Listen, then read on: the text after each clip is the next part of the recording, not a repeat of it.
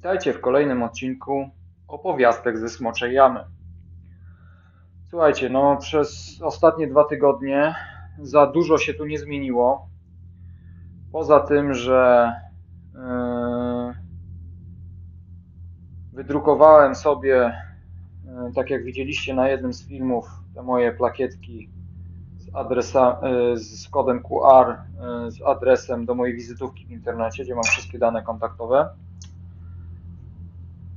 Sławek Porter dał znać, że to jest ok.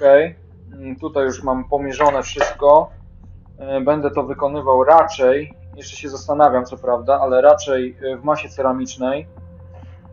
Z tego względu, że jest tu po prostu bardzo dużo załamań. Jest tu bardzo dużo załamań i w piasku odlewniczym dałoby radę to zrobić, ale byłoby trzeba to podzielić na parę części, a potem spawać ze sobą i tak dalej. Więc nie chcę tego robić w ten sposób, więc prawdopodobnie zrobię to w masie ceramicznej.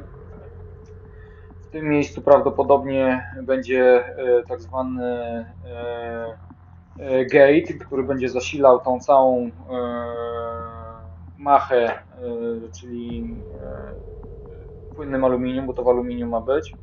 Tutaj raczej poprowadzę tędy tak zwany sprue po angielsku. Nie wiem, to otwór wlewowy po polskiemu chyba. Tutaj damy kubeczek wlewowy i tak zwany riser, czyli kubeczek zasilający przy krzepnięciu materiału. No, ja opieram się o nomenklaturę angielską. No, większość materiałów, jakie spotkałem na swojej drodze i tak dalej, są z wyjaśnieniami angielskimi, więc no musicie mi wybaczyć. Ja się kieruję taką nomenklaturą angielską, no i ciężko mi się po prostu przedstawić. Jak spotkam po polskiemu, to po prostu próbuję to zastępować, ale ciężko mi jest. Więc tak, no dla Pawła jak widać jeszcze leży wszystko, nic nie zrobione. Przy ostatnim odcinku ktoś mnie pytał na Facebooku,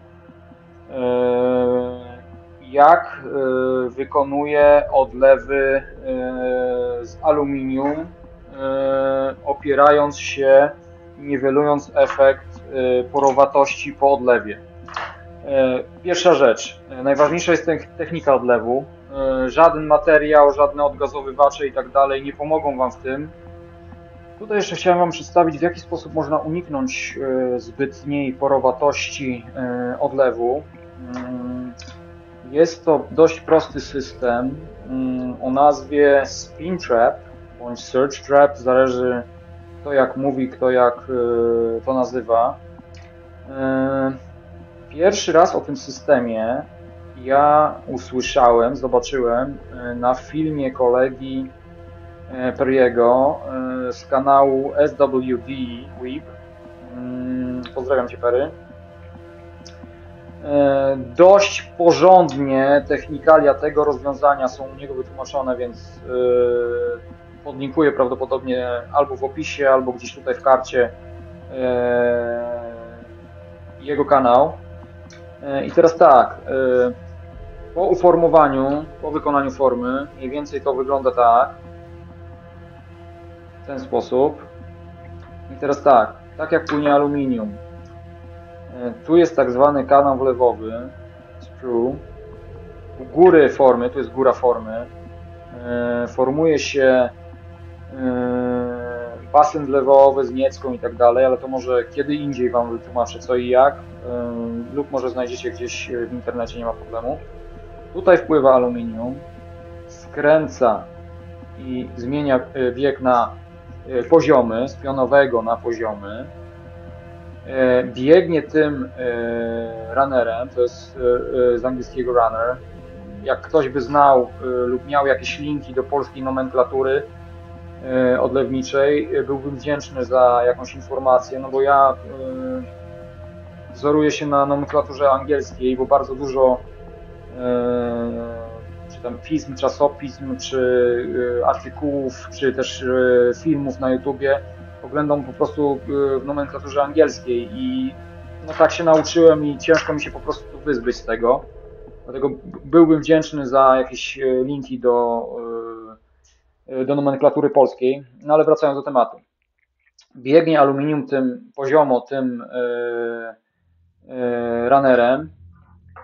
Tutaj zatacza koło i zaczyna cały poziom się podnosić. Cały poziom tutaj w tym runnerze i tak dalej, i w tym kubeczku.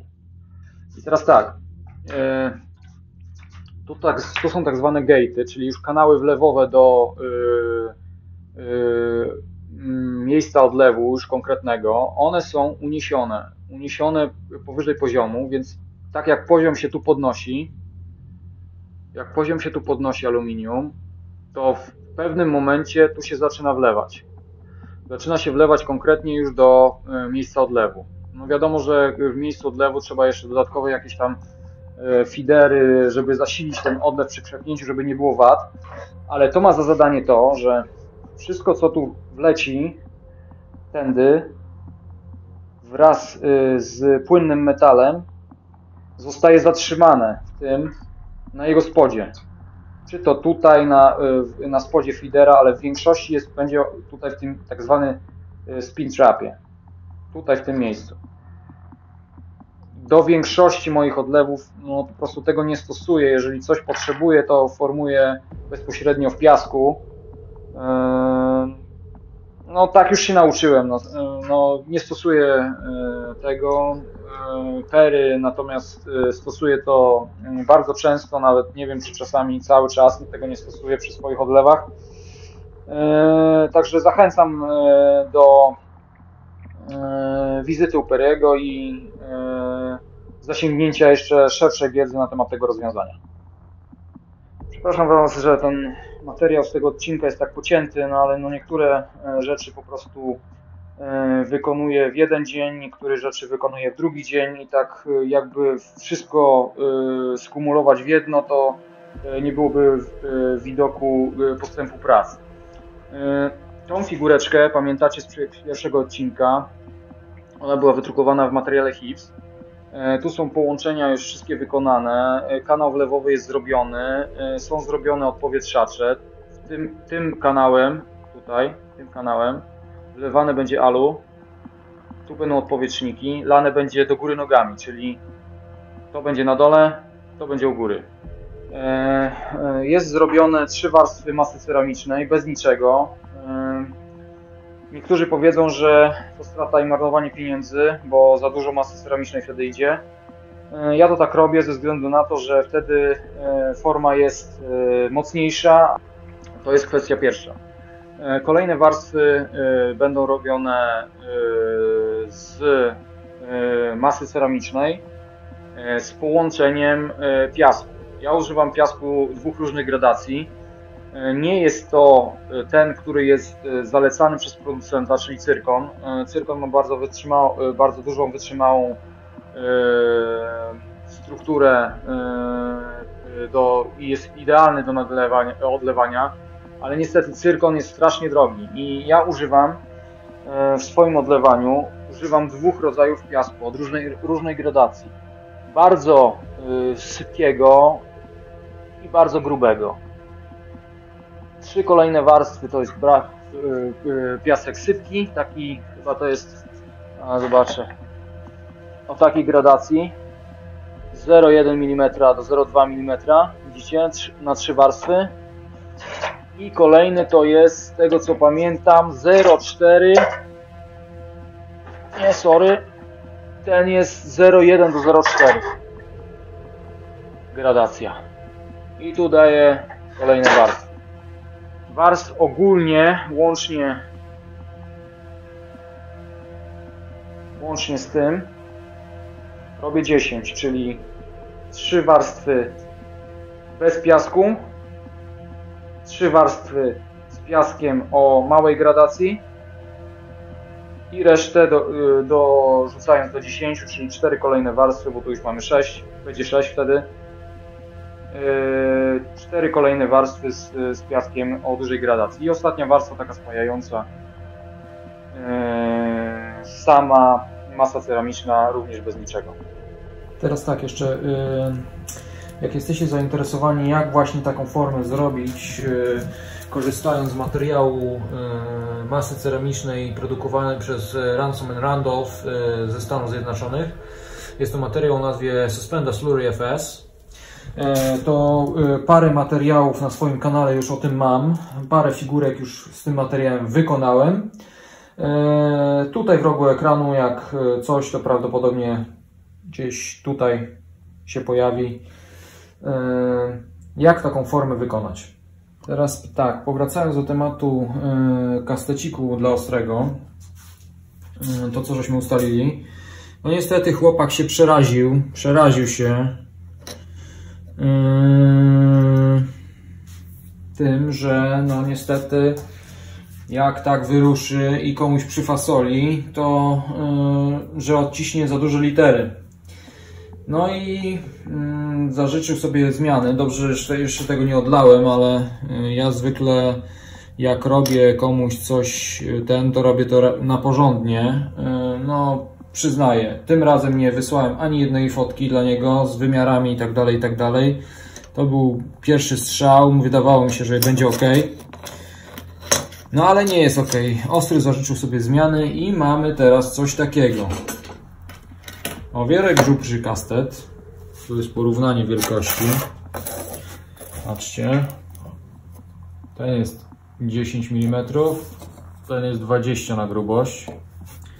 Tu był napis taki. A napis teraz będzie taki. I to już jest wzór zatwierdzony przez Ostrego. I teraz będziemy robić dalej formę. Dalej wzorzec primerkiem, szlifowanko i tak dalej. Tak to będzie wyglądało gdzieś. Na szerokość całego kastetu napis. Żaden wychodzący. Coś takiego to będzie. I tyle.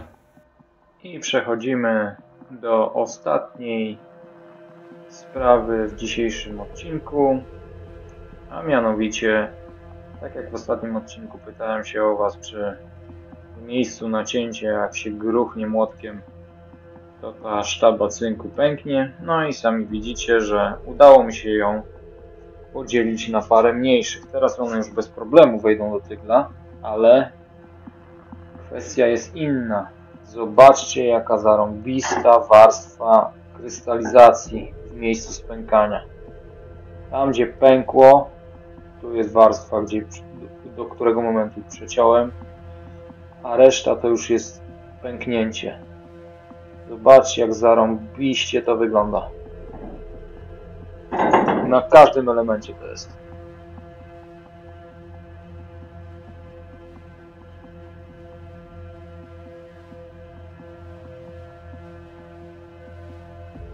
I tym oto akcentem pożegnam się z Wami. Do następnego. Cześć.